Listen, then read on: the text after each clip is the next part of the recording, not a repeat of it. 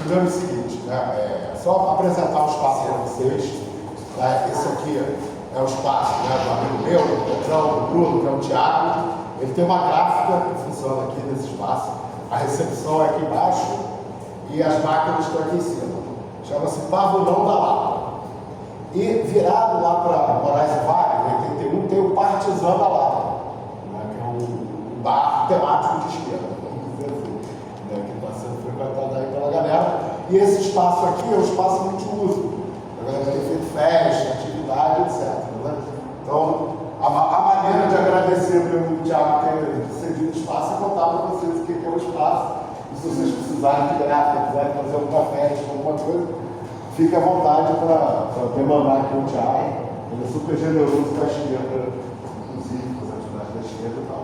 Bom, a ideia, né, de trazer o Rodolfo para fazer essa conversa, né, veio, falei antes, né, porque ele veio para o Rio. Aí eu falei, eu tenho que conhecer o Rodolfo. Aí eu queria, na verdade, eu tinha pensado no primeiro momento de apresentar o Rodolfo para eles dois e para mais um cara, que não pôde vir. Aí quando eu pensei nisso, falei com o Rodolfo, eu queria te apresentar umas pessoas, eu falei, bom, desperdício também a gente marcar um papo e não divulgar, chamar outras pessoas e tal, né?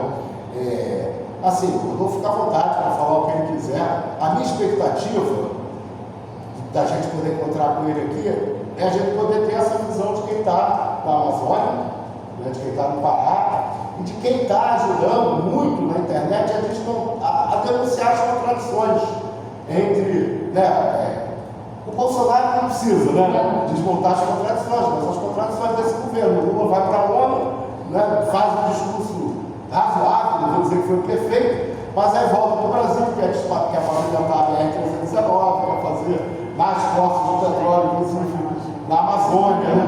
Então a minha expectativa é a gente, né, beber aquela sabedoria do conhecimento do Rodolfo aqui. O máximo que tiver esgotado, a gente libera ele.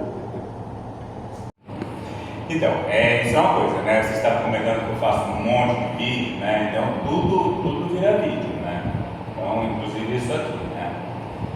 E eu estou ligado nessa coisa da comunicação já há muito tempo, né? Desde que eu comecei o meu doutorado, eu fui fazer o doutorado na terra indígena Caiapó, e eu percebi que aquilo ali era um outro mundo, né? Um mundo em destruição, em colapso, né? Aquela fronteira dentro da terra indígena, tudo absolutamente preservado, assim, a mesma cara que a gente tinha ali em 1500, e do lado de fora tudo se acabando numa velocidade imensa. E foi nessa época que eu comecei a trabalhar no Correio da Cidadania do Rio de Janeiro Sampaio, ele que me jogou para dentro dessa parte da comunicação. E eu escrevia muito artigo, né? Mas eu fazia isso porque eu não tinha a opção do vídeo. Não que fosse a minha primeira opção, porque não dá. A gente pode filmar e editar em celular, porque tem uns 3 ou 4 anos que mais a vocês, no máximo 4 anos. E que a tecnologia chegou nesse ponto. Só mirar para eles, porque eu vou ter que abrir a porta. E é isso, e aí quem me jogou dentro do YouTube, a porta do espírito, quem me jogou no YouTube.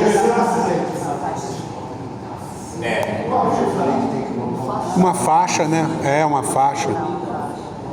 Colar uma fita adesiva ali. Comecei na coisa de vídeo, foi durante as eleições. Agora, as últimas eleições, né, em 2022, absolutamente desesperado com a possibilidade de Bolsonaro ganhar, porque se Bolsonaro ganha, a terra indígena que eu frequento vai pro ralo, né? O garimpo está chegando na porta. Eu falei, eu mesmo sabendo do problema de Lula, mesmo sabendo que a gente seria, de certa forma, traído, que os nossos interesses seriam negociados, assim, no primeiro dia, eu fingi que nada disso era verdade, e falei, não, vamos entrar de cabeça nessa campanha. E aí comecei a editar vídeo, aprendi a editar vídeo e jogar no Twitter na época, né? E falei, vou crescer no Twitter. E fiz um esforço para crescer no Twitter. Foi onde a gente se conheceu. Né? Aí chegou um determinado momento que o Giraldelli, que é aquela pessoa polêmica, né? Não sei se todos vocês conhecem, né?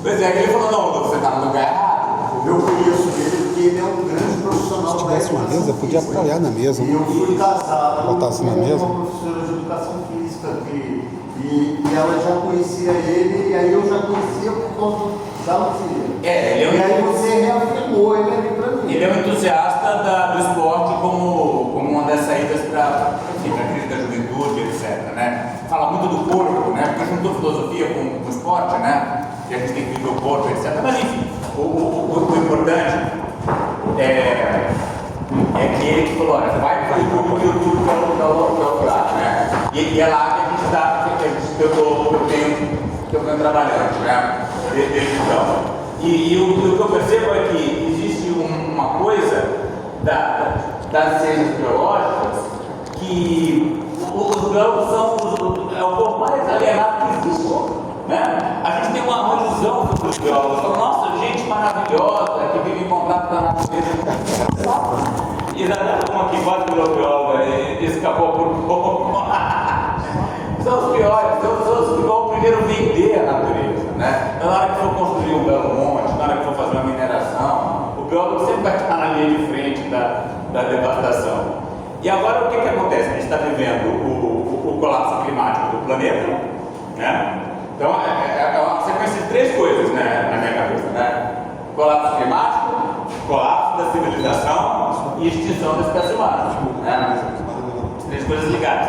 Esse terceiro elemento de extinção da espécie humana, ele está mais em aberto. A gente acha que vai dar para ele levando, ainda por um tempo relativamente longo. E eu sou cético quanto a isso.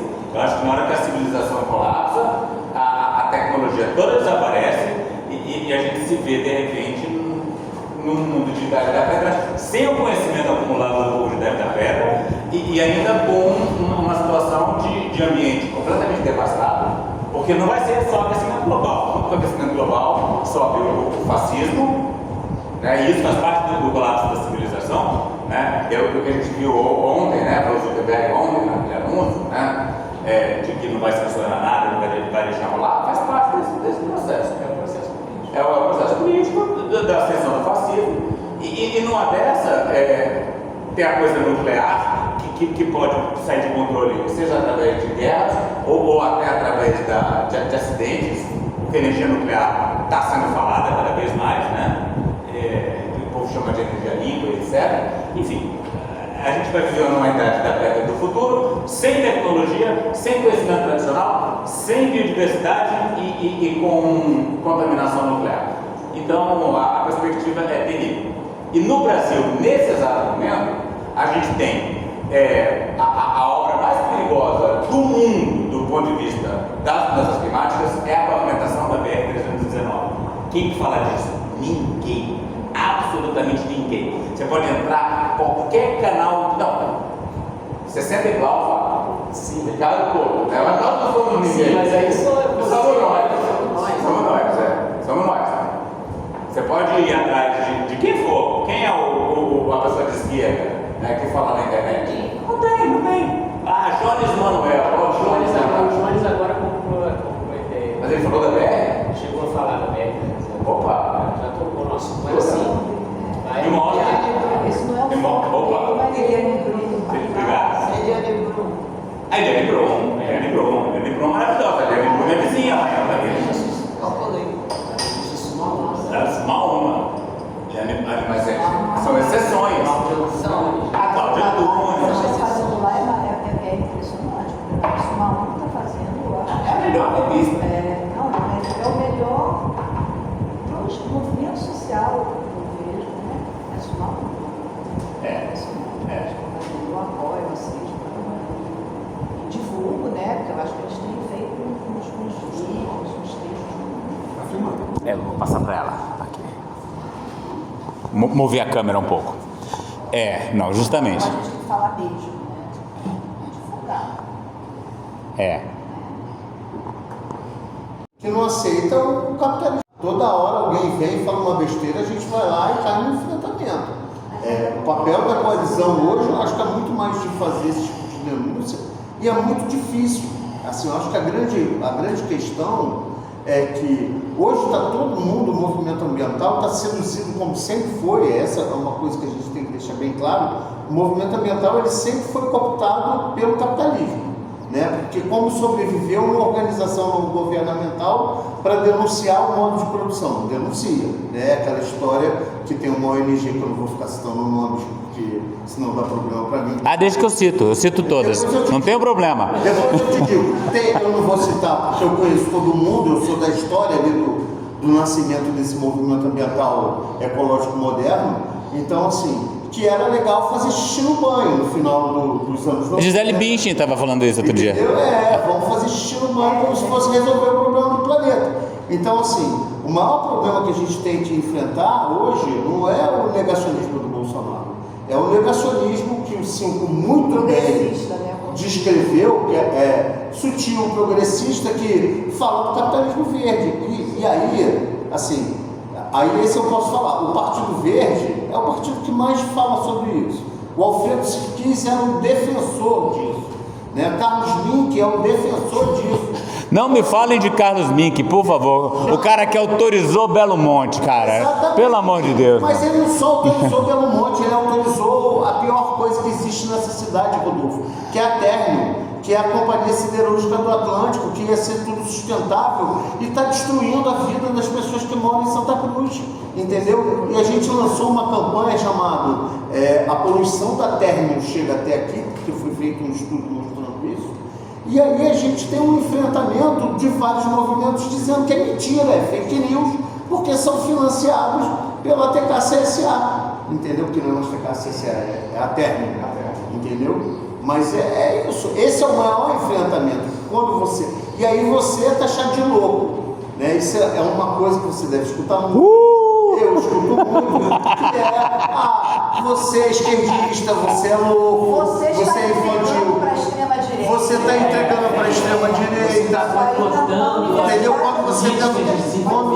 Quando você denuncia a Foz do petróleo, diz que qual foi o maior problema da cúpula social lá do G20? Primeiro, ser uma cúpula social do G20, já começa por aí. E aí o maior problema você entrava na cúpula social, que eu fui obrigado a entrar por causa do meu trabalho, e lá estava só o quê?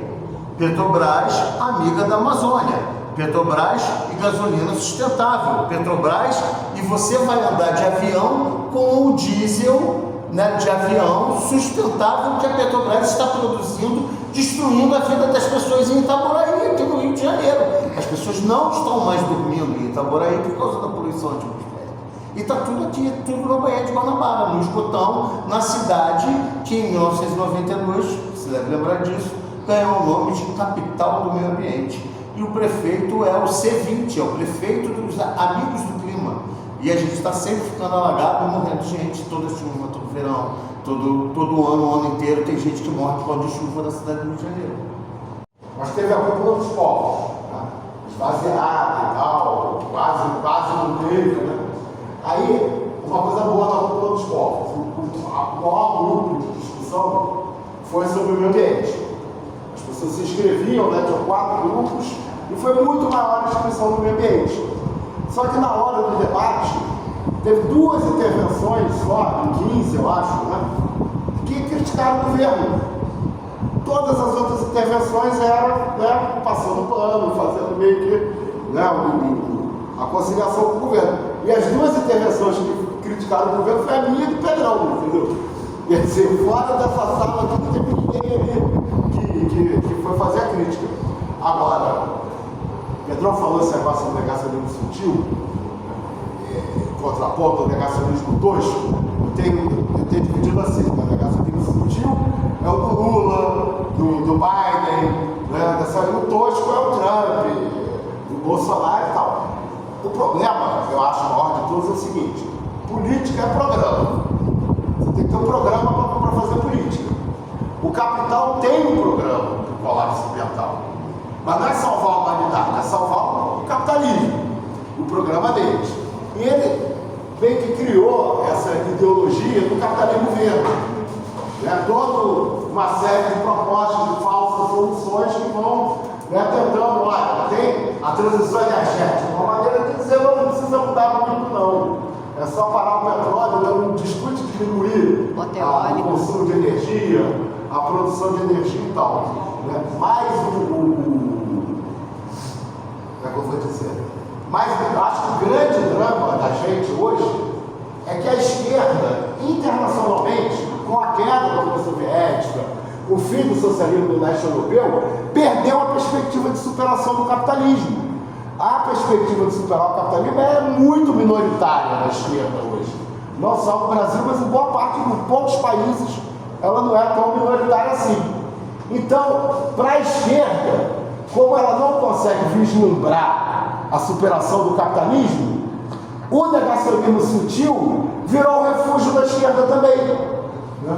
Então você fica, né? Como é que consegue juntar, entendeu? A galera ambientalista, né? Com história de meio ambiente, com o grande capital hoje? É através do negacionismo sutil. Né? Então fica todo mundo fazendo, né, o greenwashing, né? Fingindo que está atuando, mas na verdade está fazendo a agenda do capital, né? Que é tentar vender essa ideia do capitalismo verde. Depois de um ano, mais ou menos, de discussão do grupo de estudo, aí um dia veio essa nossa palavra de ordem aqui, né? Que é radicalizar os ecologistas e ecologizar os radicais, né?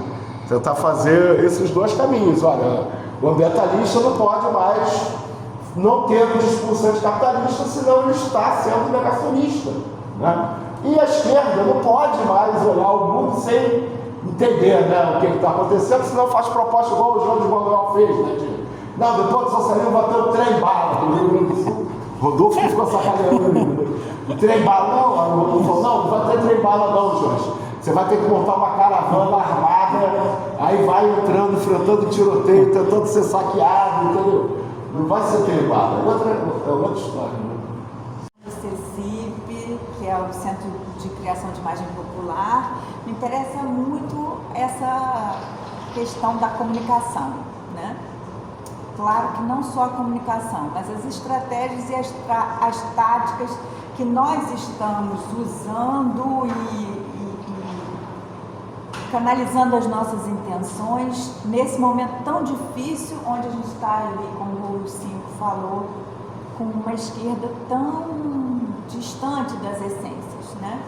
Então eu queria perguntar para o Rodolfo sobre essa estratégia, essas táticas de comunicação que ele usou, porque a gente estava falando assim, quem é que fala, né? Quem é que fala da pavimentação no meio da estrada que corta a Amazônia, ou quem é que fala de Belo Monte?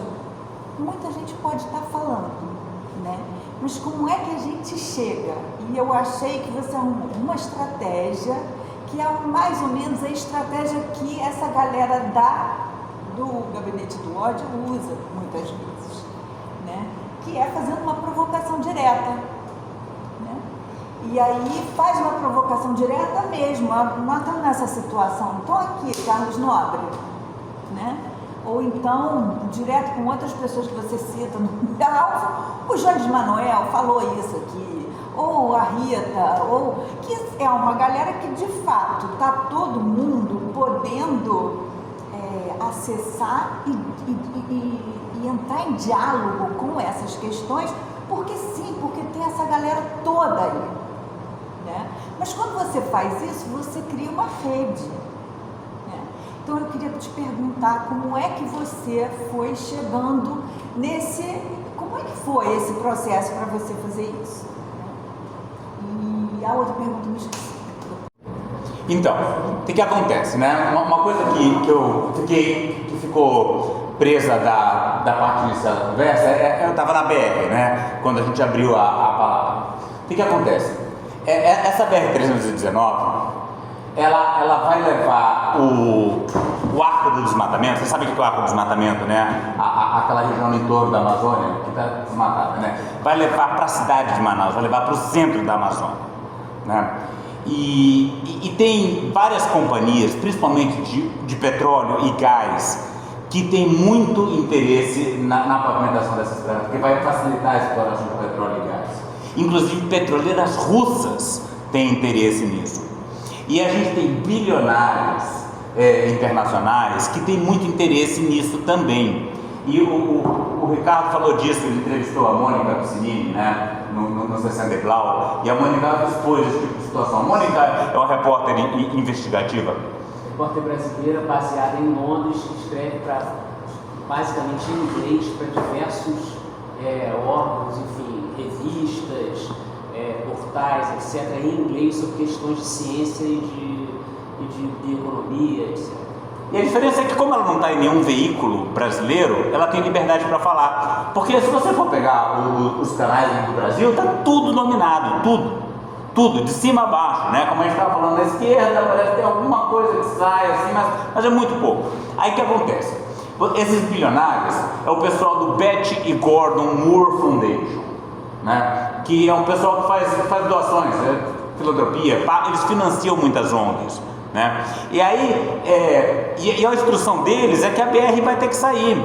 E aí você não vê Greenpeace falando de BR, você não vê WWF falando de BR. Você não vê o governo falando sobre O governo Fernandes também deu entrevista lá no canal, também foi apresentado aí pelo Rodolfo.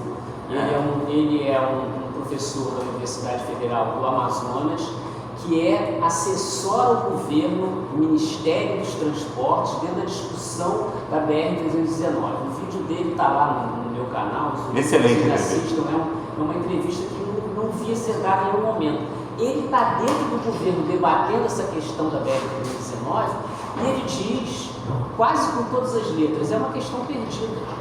Embora eu esteja lá dizendo o que é certo, o que é errado, apontando as dificuldades, apontando os crimes que podem ser... assim, a gente está falando de novas pandemias que podem acontecer em função de você abrir estrada numa região que é totalmente fechada, que você não conhece todos os micro-organismos que tem ali dentro, o que pode acontecer, entendeu? Isso é esse nível de gravidade que a gente está falando, além da destruição, evidentemente, da floresta, da invasão do homem branco, etc. Eu penso mais... Como é que está o licenciamento disso no IBAMA? Foi fragmentado, o legislativo conseguiu fragmentar. Não é a estrada inteira que vai ser licenciada. Você licencia uma ponte, um trecho de 10 quilômetros. Então está tudo no licenciamento na base do Estado. Não precisa do IBAMA para nada. Não, está dentro do Ministério dos Transportes, é o Renan Filho. Não, sim, isso eu já entendi. Mas o licenciamento, teoricamente, como é uma estrada que passa por um monte de lugares, tinha que ser federal. Tinha que ser federal. Mas aí o Rodolfo me colocou o aspecto que eles já entenderam, são espertíssimos. Tinha que ser da estrada como um todo. Exatamente. Isso. E aí isso é o tipo da pressão que a gente pode, por exemplo, eu amanhã vou entrevistar o Rodrigo Agostinho. Entendeu? Que eu conheço desde que tem 16 anos, quando criou o Clique Água. Só para você saber, Clique Água não, Clique Água. Você plantava R$1 e ele plantava uma muda de árvore lá em Bauru. Ele foi o garoto que criou esse processo de tecnologia e virou o prefeito de Bauru pelo PMDB, óbvio que nunca foi por um partido revolucionário, porque a perspectiva sempre foi dentro da ótica do capital. E aí eu vou pensar... Você vai entrevistar amanhã? Eu faço parte de algo que você não gosta. Não? Que é o Fala Fades. Que eu sou um dos âncoras do Fala Fades dentro lá do canal do Nassif. E eu, graças a Deus, eu tenho liberdade de falar o que eu penso. Ainda não fui censurado. Acho que vai chegar um momento que eles... porque eu acho que o Nassif não vê as coisas que eu falo. E a hora, eu acho que é a hora que ele vê, porque eu detono o governo Lula o tempo inteiro, não passo pano, não existe passar pano para esse governo. E aí eu vou amanhã, vou entrar nessa. Era isso que eu queria fazer, porque assim, isso é algo que a gente, enquanto movimento social, a gente pode pressionar o Ministério Público para que o licenciamento não seja fragmentado e passe para o IBAMA. Vai demorar a obra mais tempo, porque assim, que vai sair, vai sair. O Congresso. Sim, eu sei. Rodolfo, a gente já perdeu há muito tempo, porque assim, desde que da mudança do Código Florestal, feita pelo governo Dilma e pelo Partido dos Trabalhadores, porque é sempre bom a gente lembrar quem fez, Isso, e quem deu a licença, quem liberou o transgênico, isso não é de hoje, né? Não dá para passar pano. Essa questão a gente sabe que vai perder, mas quanto mais tempo a gente perturbar a vida deles, é melhor. A mesma coisa a gente conseguiu. Eu trabalhei no IBAMA há muito tempo. E a gente, agora já posso falar, porque já passou muito tempo, já teve licenciamento, a gente tinha uma parte do licenciamento da Companhia Siderúrgica do Atlântico que passaria na nossa mão. Então o que a gente fazia? Toda vez que os técnicos da futura empresa tinham que ir lá falar do licenciamento, a gente desligava o elevador, a gente trabalhava no 10º andar e a gente fazia eles subirem os 10 andares toda vez que eles iam andando, porque era uma forma da gente sacanear eles, entendeu? Então assim, eu acho que a gente pode pensar numa estrutura para atrapalhar. Óbvio que a gente não vai na lógica do que dá, que a gente vai conseguir barrar isso, entendeu? Não vai barrar. É igual a Foz do Petróleo no Rio Amazonas. Mas deixa eu só concluir uma coisa, porque eu preciso voltar para a sua pergunta, eu não esqueci não, tá? Então o que acontece? Então, através dessa discussão da BR, toda a pauta ambiental está travada. E quem é o relator da pauta ambiental é o Carlos Nobre, né? É o Carlos Nobre e o Paulo Artacho, né? Então eles falam lá em cima e os canais de progressistas, né? Não gosto desse nome, né? Eles vão repercutindo. Aí chega lá o Meteoro, não sei o que, o Galãs Feios, e vão repercutindo isso sempre no esquema entregue por eles. Porque essas ONGs, quais são as ONGs? Instituto Socioambiental, Greenpeace, WWF, estão todos fechados com a estrada. Porque se tem estrada, tem trabalho para ONG, né? E por aí vai. Socioambiental é um problema. Socioambiental é um problema. Quando teve a CPI das ONGs, eu recebi recado do socioambiental, Rodolfo, não fala da CPI das ONGs. Não fala da CPI das ONGs porque a nossa estratégia é abafar através de não responder. Eles não se envolvem com nada, né? E socioambiental não fala em colapso, enfim, é uma coisa, é complicado porque tem muita gente boa lá dentro. Eu gosto deles, eu gosto do trabalho deles, eu tenho um respeito pelo trabalho deles, mas procura uma declaração do socioambiental enfática contra a estrada, tu não vai encontrar, nunca, não vai encontrar. Aí o que acontece? A gente precisa se comunicar, tá? E para isso a gente precisa ter audiência, tá? Então, se eu faço um vídeo hoje em dia e ele tem menos de 500 visualizações, eu fico um pouco frustrado. Eu fico feliz quando chega a 1000. Sabe o que é? 1000 não é nada. Não é nada. Eu vi o Gregório do Vivier outro dia falando na internet, ali no Calmo, gente, muito bom, vocês conhecem, né? E ele falou, olha, era sobre aquele negócio da regulamentação das redes. Ele falou, olha, bastava o governo verificar aquelas que tem mais de...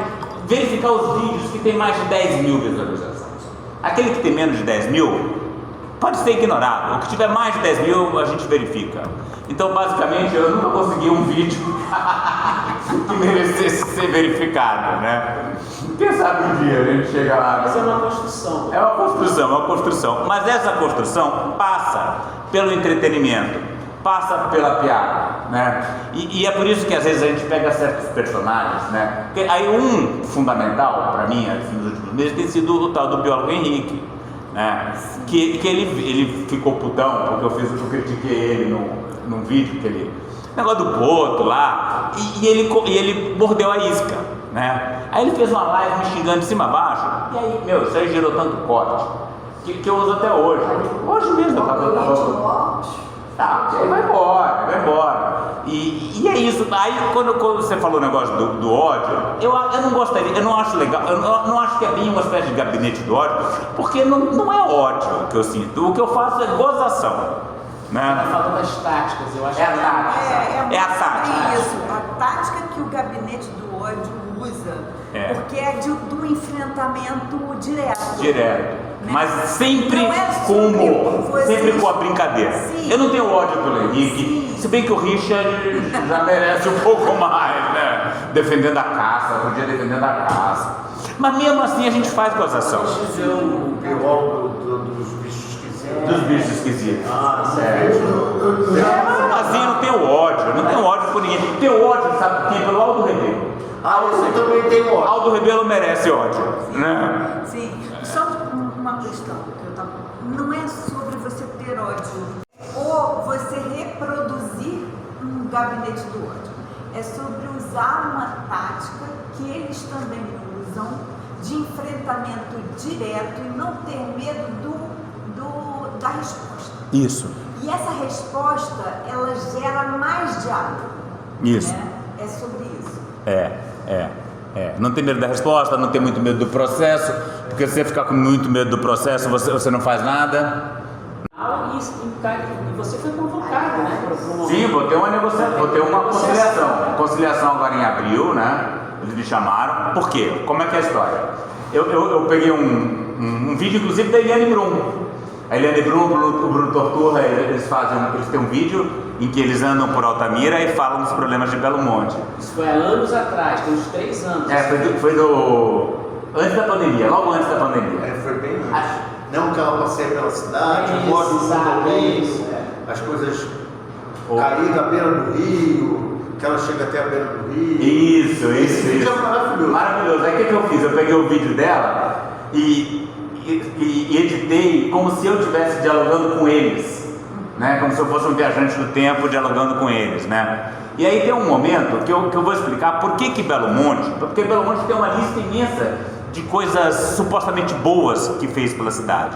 Olha, fez o esgoto, criou escola, criou posto de saúde, tem uma lista imensa, eles podem passar horas falando de coisas boas que eles fizeram. Só que como um todo, foi horrível, né? Então como é que você concilia isso, né? Que fez tanta coisa. Eu gosto de dizer, Isabela Teixeira, qual é o trade-off? Qual é o trade-off? O trade-off é que a gente entregou o rio, entregou a natureza, entregou tudo e ganhou migalhas. Ganhou o que o Estado deveria, inclusive, fazer, né? Que já era obrigação do Estado. Quer dizer, como assim? Que você vem no Belo Monte, uma coisa monstruosa dessa, esse belo monstro, e aí dá o que o Estado não dá e troca, que para eles é uma migalha, e em troca eles levam tudo. Levam só tudo. Silvio quer falar. Não, na verdade, o Arnaldo queria fazer uma pergunta. Mas deixa eu só concluir essa história do Belo Monte. Aí qual foi a analogia que me ocorreu? Foi pensando, né? Eu pensei no abusador. O abusador. Imagina uma pessoa que é um abusador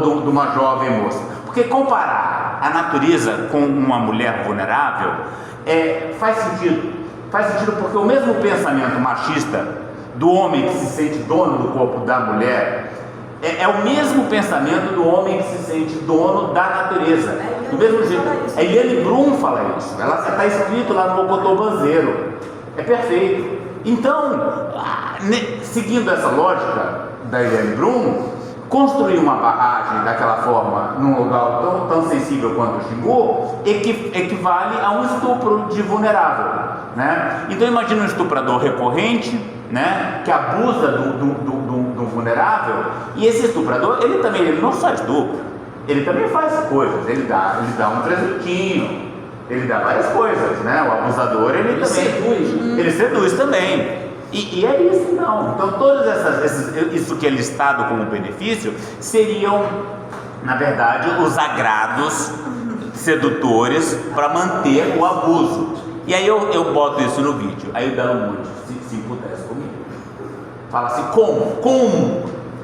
Ele fala tantos absurdos, mas comparar a barragem de Belo Monte com um abusador / estuprador é demais. E aí eles exigem que eu retire o vídeo do ar e me retrate, né? Posso até retirar o vídeo do ar, acho que está só dizendo que está acabando aqui a bateria. Posso até tirar o vídeo do ar, não tem problema nenhum, todo mundo já viu. Eu quero evitar processos, né? E se tiver que me retrate, quiser que eu me retrate, eu vou falar para ele, escreve o texto aí, que o Robson Salano vai ler. né? Com a musiquinha por trás. Leia o que quiser. É isso. Tinha uma pergunta? Quem era? Você. Onde já foi citado o Comperj, da qual eu vi o processo de construção do Comperj, que é hoje o Comperj não só para Itaboraí, mas sim para toda a região do Com-Leste, como é chamado, que pega São Gonçalo, Niterói, Maricá, Itaboraí, vai até Magé.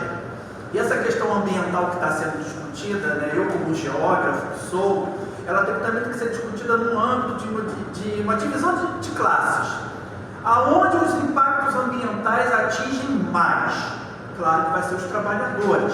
Belo Monte está aí para dizer isso, né? E não é só Belo Monte, falando de Amazônia. Vamos falar, por exemplo, a questão da Covid-19, onde o estado do Amazonas, no ápice da Covid no Brasil, as pessoas morreram, né, por esse tipo de pandemia, aonde o Departamento de Geografia da Unesp de São Paulo fez um estudo na qual o alto índice de contaminação do Covid em Manaus, no estado do Amazonas, está relacionado às queimadas, porque o vírus da Covid é um vírus que está no nosso meio, né? E assim, territorialmente falando, nós somos um país de dimensões continentais, 8 milhões de quilômetros quadrados arredondando, com uma população de mais de 200 milhões de habitantes, que é uma questão muito complexa, que não dá para trabalhar de forma. Então, o Renato está explicando quem é esse Caiado, né? Porque é uma coisa, a política carioca, né? É o Caiadinho, né? Caiadinho, que é parente do Caiadão.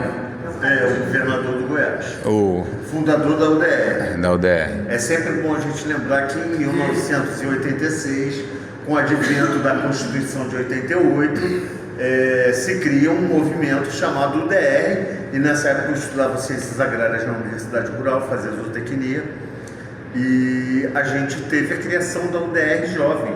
E a UDR Jovem explodiu o centro acadêmico, nada mudou. Isso é 1986, 1987, logo após a ditadura, e os centros acadêmicos que eram mais à esquerda pegavam fogo, tacavam, que era essa galera da UDR Jovem, que era contra a reforma agrária, né, que dava vários ataques, que nasceu lá dentro do campus da universidade. Tá, mas deixa eu só localizar aqui. União Democrática Rural. Mas aí o que aconteceu agora? O Caiadinho foi eleito presidente da Assembleia Legislativa. Com apoio dos vereadores do PSOL. Com apoio do PSOL. E já o PT, que já tinha, por exemplo, 2 vereadores do PT, a Tainá, que hoje é secretária municipal do Meio Ambiente do governo de Eduardo Paz, votou a favor do governo de Eduardo Paz para acabar com o plano de carreira, acabar com a escola pública municipal da cidade do Rio de Janeiro.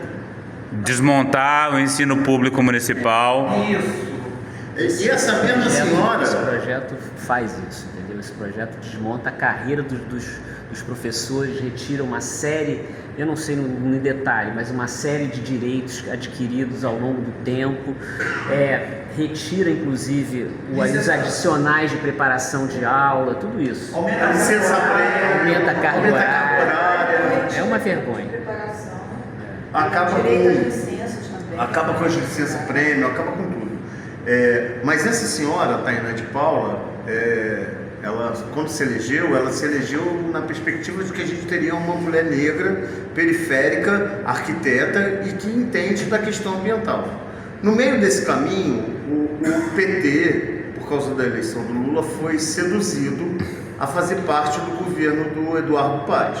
E aí a Tainá, que denunciava todo o processo do plano diretor da cidade, né? Ela ficou aliada do Paz, do plano diretor, ela vira secretária de meio ambiente, e a última tragédia que a gente teve, que foi ano passado, ela ainda era secretária de meio ambiente, às 10 horas da manhã, já tinha 12 pessoas mortas, o Rio Acari todo cheio. Que tragédia foi essa? Desculpa. Foi a enchente de fevereiro de 2023, que morreram 12 pessoas na cidade do Rio de Janeiro, e só às 10 horas da manhã foi que apareceu o primeiro ponto de acolhimento para as pessoas. Não tinha uma placa em Irajá, ali onde é o Rio Acari, dizendo: aqui enche, saia de casa, sirene, não existia nenhum protocolo de preparação zero climática para aquilo acontecer. A gente deu tanta porrada neles, mas tanta porrada, que ano passado eles passaram o ano passado todo fazendo treinamento.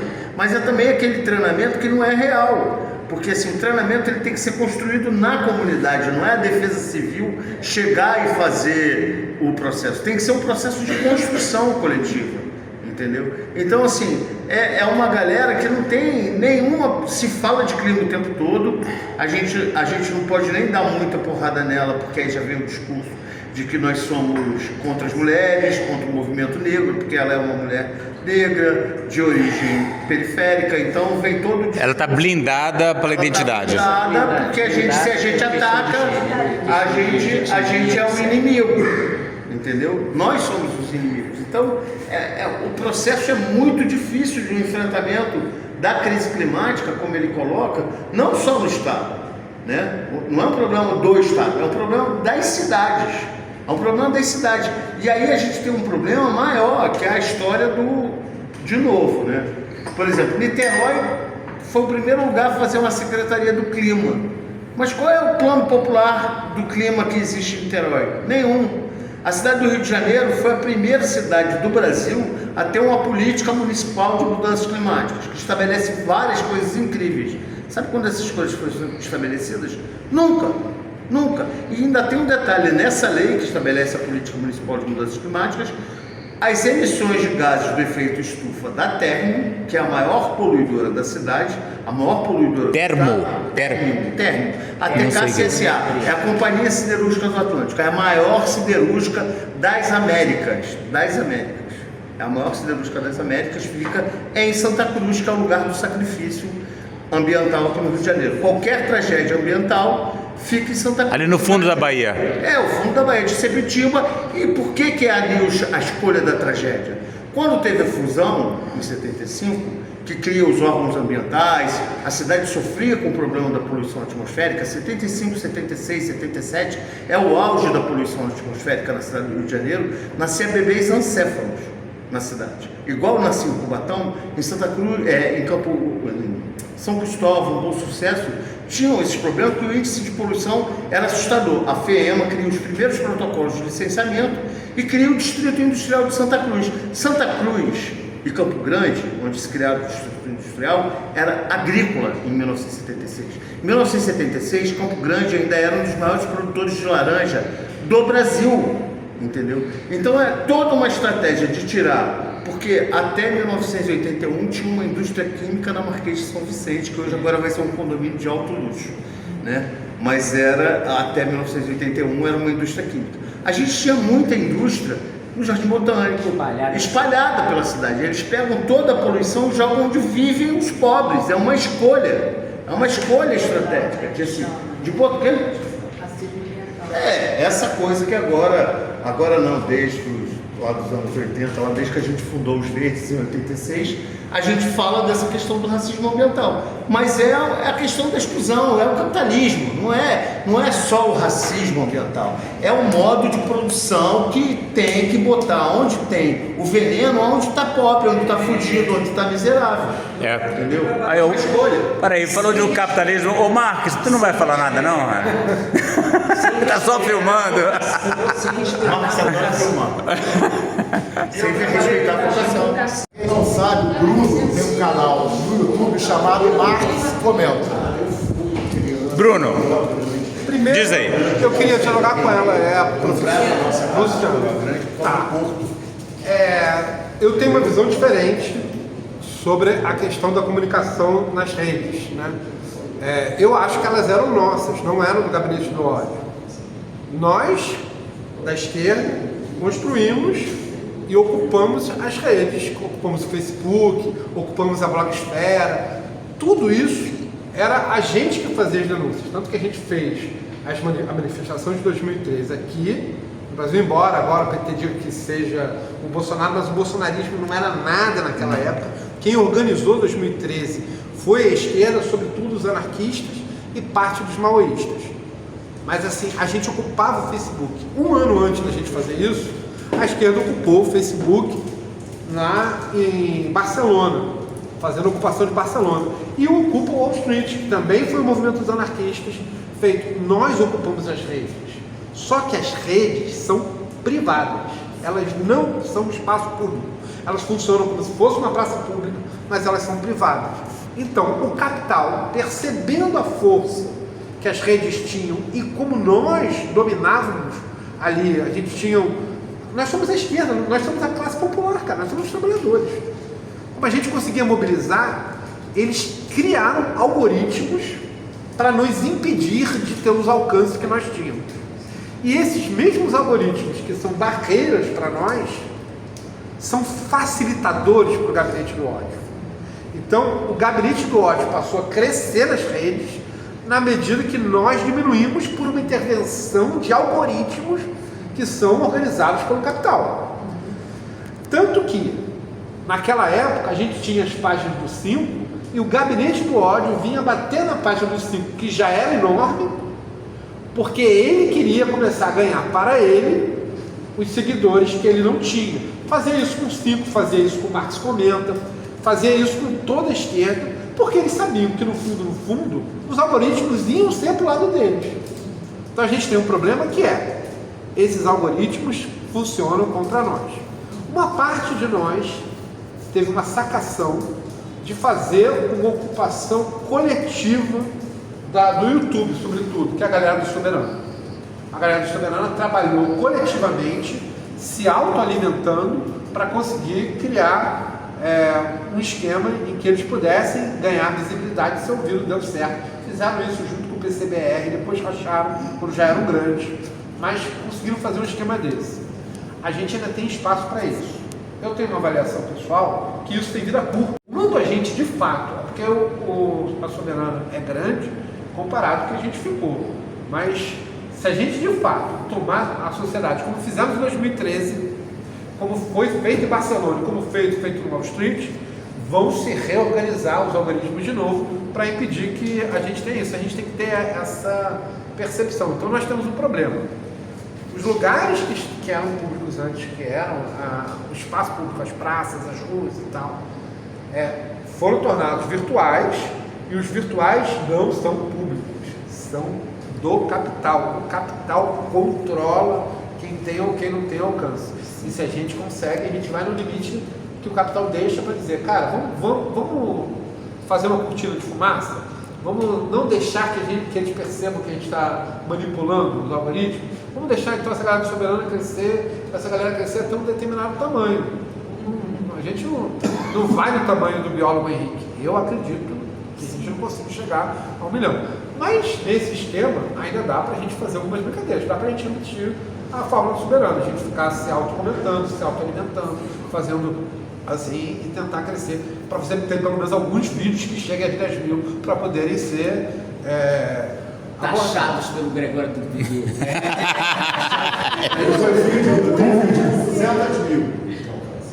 200 mil? 200 mil. Uau! Quando eu briguei com o Carlos Bolsonaro na Câmara. Temos que brigar com o Carlos Bolsonaro, então.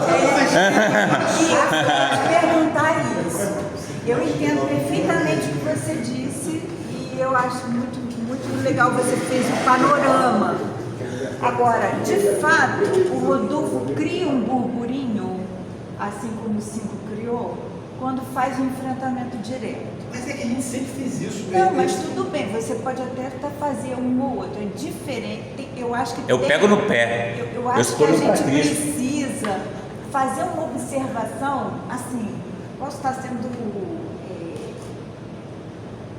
boba ou até muito detalhista, mas eu acho que a gente tem que observar o fato, né, como a coisa acontece. Eu acho que perfeito o que você disse, é claro, né, que é óbvio que esse controle, a gente não vai ter esse espaço, né? A gente pode ter temporariamente, a gente não vai ter esse espaço.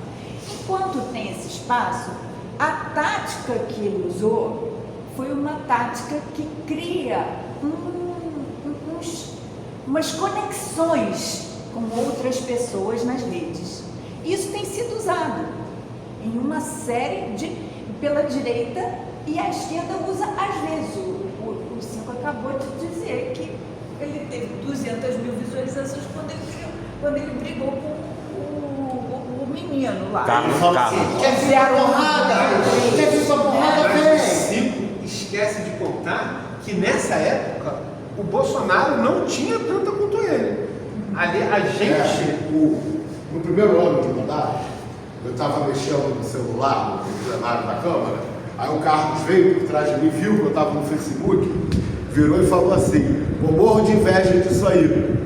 Aí eu falei, o quê, Cadão? Você tem uma mina de ouro aí na sua mão. Na época eles não tinham internet, esse era o momento que eles estavam se preparando, eles já tinham entendido que eles precisavam entrar, mas eles ainda não tinham conseguido entrar. A gente estava melhor posicionado. Agora, só um depoimento de ontem. Teve aquela declaração do Zuckerberg, né? Aí eu fiz uma postagem Quero... Eu sou o Marx, sou personagem do canal, é um coletivo que faz o canal, o Marx comenta, eu sou o próprio.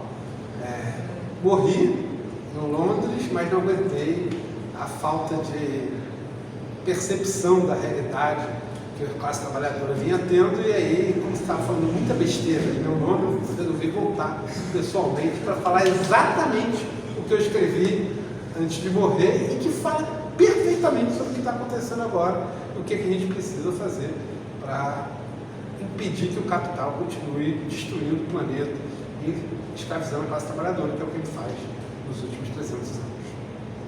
É isso. Rapidamente para falar para o Marx.